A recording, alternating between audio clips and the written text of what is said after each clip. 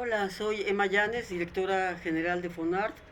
Tengo el gusto de compartir con ustedes la siguiente conferencia sobre lo que son los orígenes de la loza estañífera o la talavera de Puebla, así como de los primeros talleristas loceros que llegaron de España a, a esta ciudad.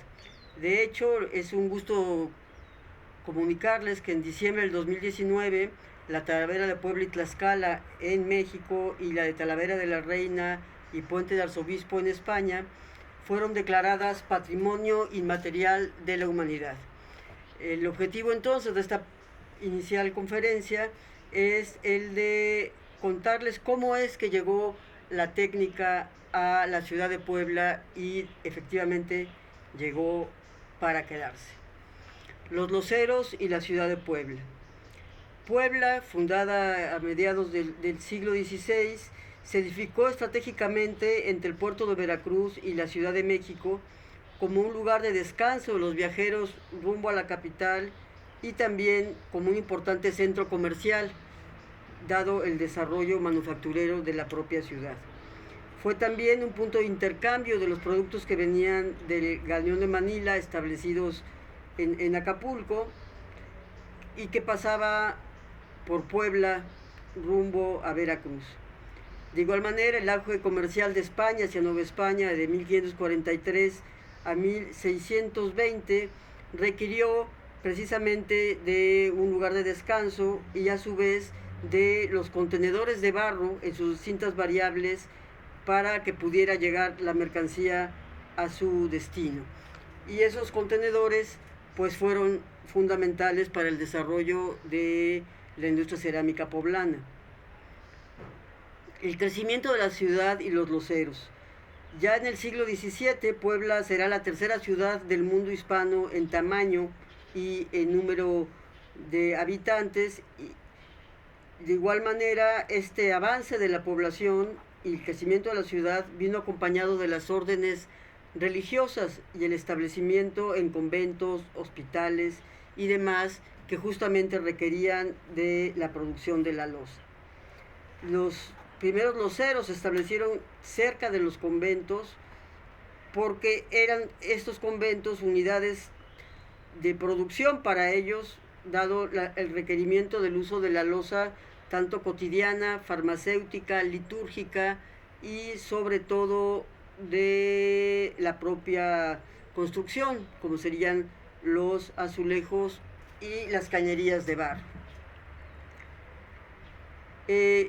Algo que explica por qué durante tanto tiempo la ciudad de Puebla se convirtió en sede de los loceros tiene que ver justamente con el acceso de los mismos a las materias primas. Sin materias primas, por supuesto, no hay manera de tener la producción. El barro para la loza estañífera, conocida coloquialmente como talavera, provenía tanto de el río de San Francisco como de otros bancos de barro cercanos, ya que se compone de dos tipos de barro, el rojo y el negro. De igual manera, el combustible para los hornos, la leña, provenía de Tlaxcala, de la conocida montaña Malitzin, y la chamiza, que es una leña más delgadita para darle mayor fuerza a la quema, provenía también del aprovechamiento agroforestal, sin dejar atrás los solotes de la mazorca de maíz. Lo más importante, sin embargo, es que había acceso al agua. El río de San Francisco cruzaba la ciudad de norte a sur y su caudal permitió el uso de la energía hidráulica para industrias y molinos. En su contorno de este río se establecieron, por lo tanto, las ladrilleras y los talleres de los primeros loceros. De igual manera, como saben, el esmalte estañífero, que es la capa que cubre a las piezas talaveranas, requiere de plomo y estaño. El estaño provenía básicamente de Europa, siendo Puebla un lugar importante en el tráfico comercial, como les decíamos, rumbo a la Ciudad de México, y el plomo de las propias minas en la Nueva España. Por ejemplo, en Tehuacán, en el Obispado de Puebla y la región de Teciutlán fueron proveedores de plomo y de cobre durante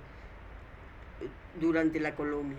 El vidrio, que es parte también del implemento que forma parte de del esmalte estanífero, en España se extraía de la planta del almajo o la barrilla, pero por fortuna para México esta se logró sustituir por el tequesquite, que es la ceniza de una planta encontrada y de uso común en el mundo prehispánico, como en el sedimento de las lagunas.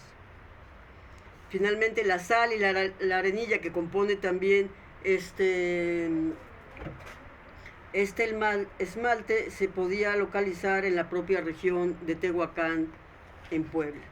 Pero no solo eso, no solo existía en la ciudad la factibilidad del acceso a la materia prima, también y sobre todo se contaba con fuerza de trabajo indígena.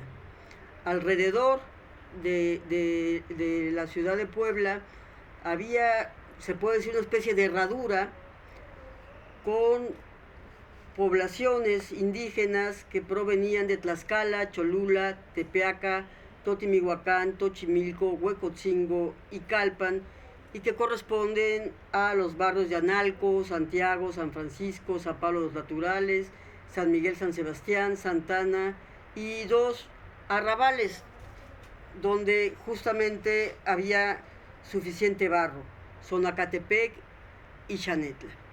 Siendo así, entonces los loceros contaban tanto con fuerza de trabajo indígena como con las materias primas necesarias para la producción de esta loza.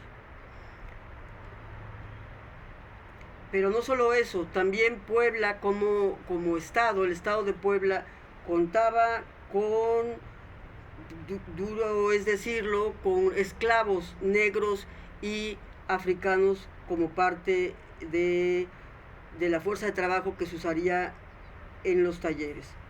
Dentro del obispado había una red comercial de esclavos en Tepeaca, en Puebla, en Tecamachalco y en Huejotzingo. Bien, entonces, existiendo este mundo que facilitaba el trabajo para los loceros y sobre todo esta gran necesidad para los conventos y para el crecimiento de la ciudad de la loza, de sus diferentes manifestaciones, nos podemos remitir ahora ya a quiénes son los primeros loceros que arribaron a la ciudad. Para empezar, no se trata de improvisados, sino de grupos de artesanos con ascendencia de familias de renombre en Talavera de la Reina, en Puerta de Arzobispo, en Sevilla y en la región de Génova, hoy Italia.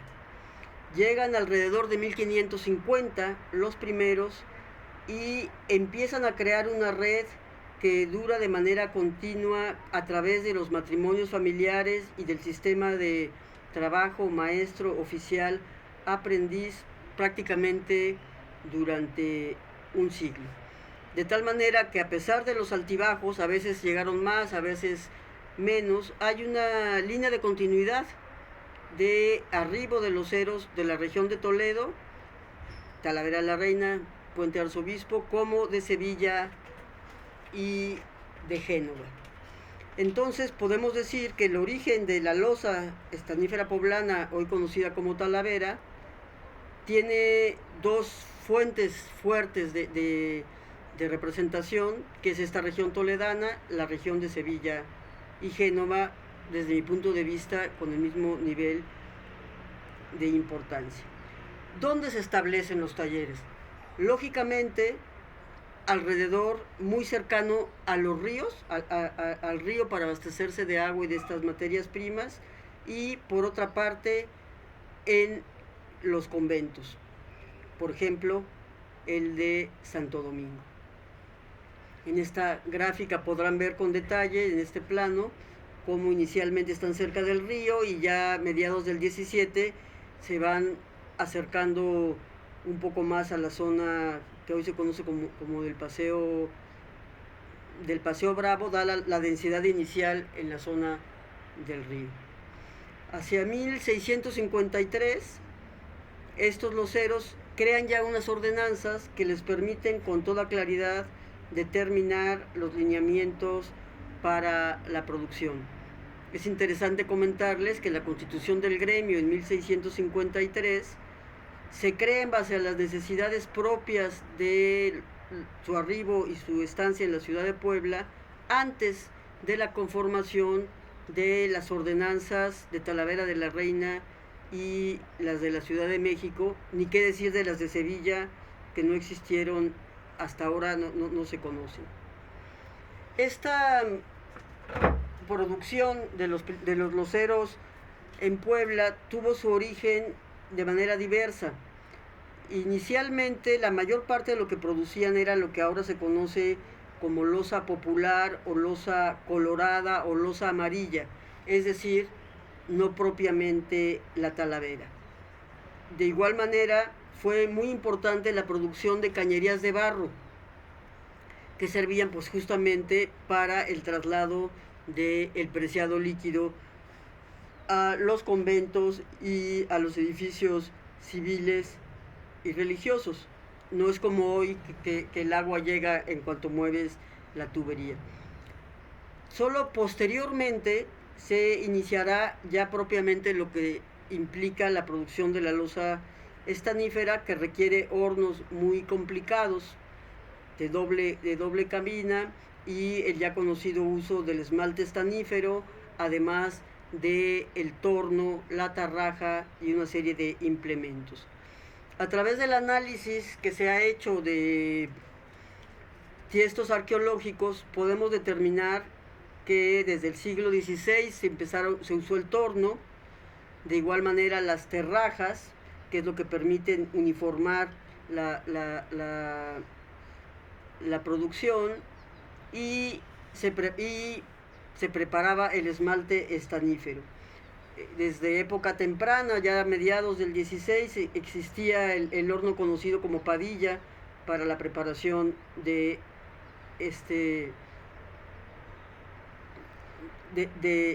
esmalte. De igual manera, como ya habíamos comentado, existió desde época temprana el uso del tramujil y la barrilla sustituida por el tequesquite. De igual manera, y esto es muy interesante comentarlos, desde un inicio a la producción de loza estanífera se agregó la máquina herramienta para la molienda del esmalte, conocida como tahona, así como una serie de molinos para los colores. Es decir, aunque la técnica proviene de Europa, la elaboración de todas estas máquinas herramientas se realizó en la propia ciudad de Puebla. De igual manera, se utilizaron colores específicos ya conocidos para el cobre, para el verde, el manganeso, para el café, que podían localizarse en la propia ciudad de Puebla. Y de igual manera se usaron los pinceles hechos a mano de cabra y de asno y de otra serie de animales. Los hornos de doble cabina, que son y requieren toda una elaboración arquitectónica, hay constancia de ellos por lo menos desde el siglo XVII en la arqueología industrial, aunque a juzgar por los tiestos que se han encontrado del siglo XVI, estos existieron desde antes. Las muestras que tenemos arqueológicas de hornos de doble cabina pertenecen al 17 o al 18. Hay referencias documentales, es decir, por escrito, sobre estos hornos desde antes, así como el uso de cobijas, que es donde se mete la producción talaverana para el horno. Estas cobijas, llamadas así en España, en realidad son pequeñas cajas o cajones adentro de los cuales va la obra para evitar que se manche con el humo. la manera de estivar el horno, o sea, de meter las piezas para que sean quemadas o sancochadas, también es un elemento importante. Y en Puebla se usaron tantos los que se conocen como los trípodes o los gallitos, que son tres patitas, como las cobijas que ya mencionaba. Bien, de igual manera, aparte de la producción se organizó a través del tradicional sistema maestros, oficiales y aprendices. Lo interesante acá es que en Puebla los mismos maestros oficiales y aprendices no necesariamente eran españoles, sino que podía haber un maestro genovés, por ejemplo, y un oficial incluso africano.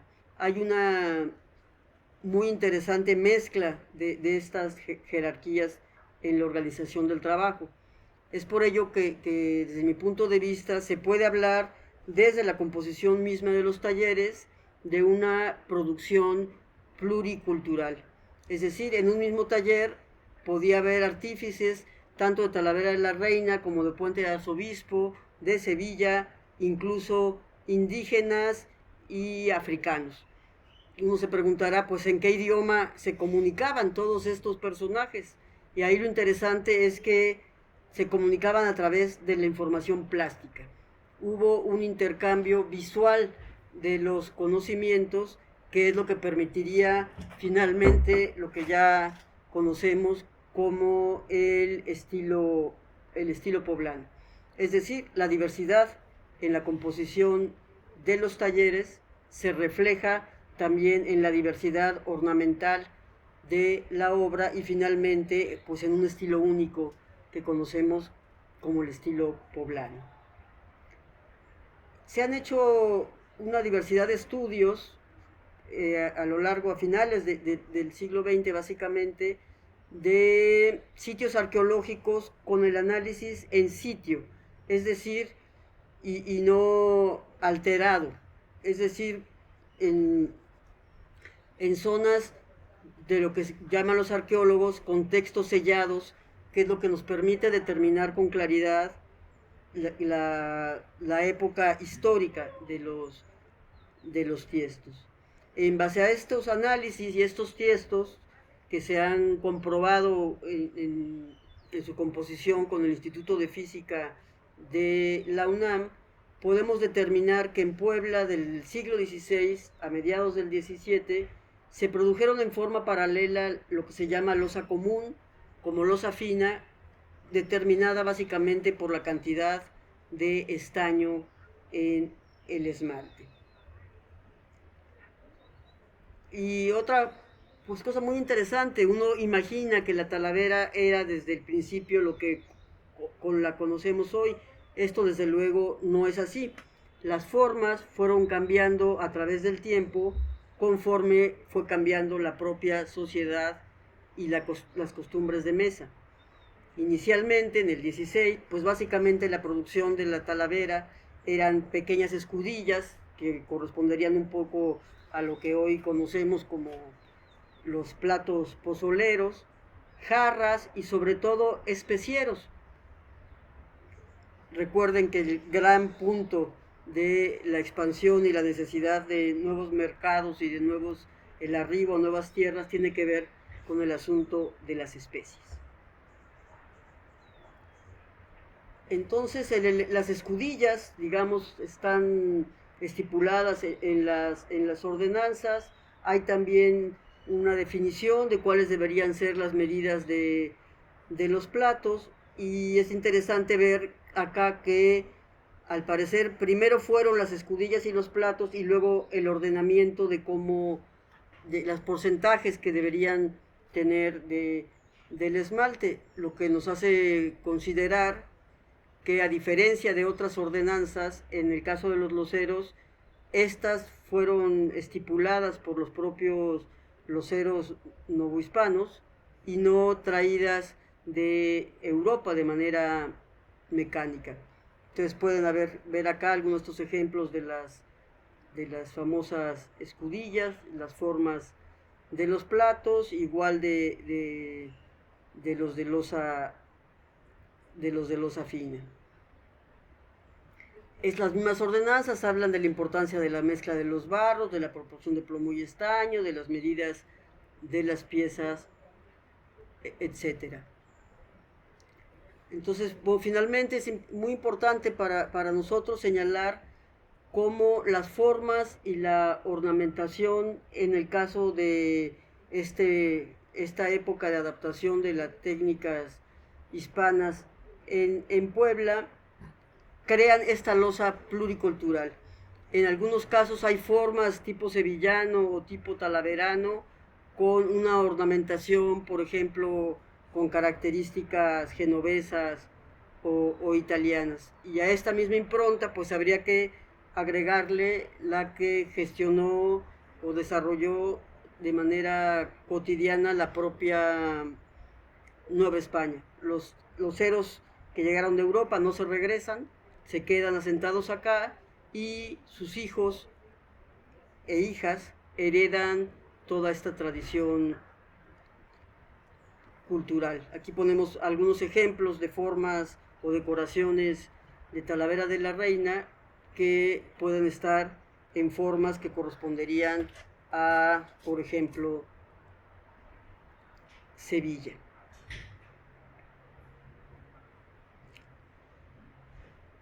Aquí continúan estos ejemplos, lo cual pues nos hace básicamente establecer la sugerencia de que de mediados del siglo XVI a mediados del XVII hay en Puebla un periodo de encuentro, un diálogo cultural entre Talavera, Sevilla y Génova, en el que se pasa de la colaboración y la competencia, como indicaría el gran estudioso de la cerámica Alfonso Pleguezuelo, al trabajo en común. Este trabajo en común, siempre bajo la dirección de un maestro inicialmente hispano, es lo que generará lo que conocemos como el estilo poblano posteriormente. La gran pregunta, me imagino que dicen ustedes, es ¿en qué consiste este estilo poblano? Nosotros creemos que son unas nuevas propuestas estilísticas en base a patrones hispanos, italianos en la ornamentación, por ejemplo, así como a formas de porcelana oriental, el uso del famoso azul, o a la incorporación de figuras geométricas vegetales en colores verdes y naranjas. Estos tres elementos, digamos, la geometría que proviene de Sevilla con toda esta serie de herencia árabe, la herencia oriental adaptada a la versión hispana y la cerámica figurativa y polícroma propuesta por, como sabemos, la paleta italiana. Y es así como la Talavera se convierte ya para mediados del siglo XVII y llegará para quedarse en una especie de lienzo de diferentes propuestas ornamentales. De tal manera que en la actualidad podemos preguntarnos ¿y por qué perduró tanto tiempo hasta la actualidad? Creo que desde época temprana se enraizó en el gusto social.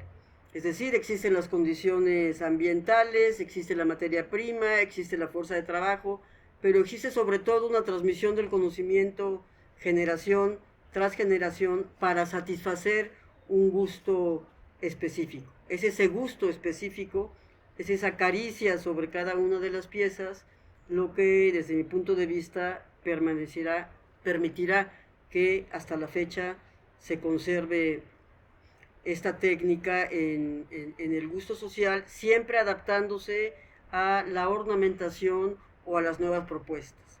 La talavera es básicamente un lienzo, es una manera de pintar sobre algo que va a permanecer y por lo tanto le permitirá quedarse con nosotros a través del tiempo. Muchas gracias.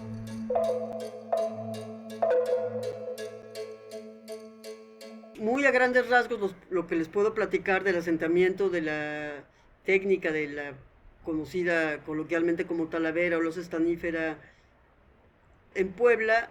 Sin embargo, a través de esta exposición, en este coloquio podrán ver una diversidad de piezas. Cualquier duda al respecto, pues estaría encantada de poderles contestar.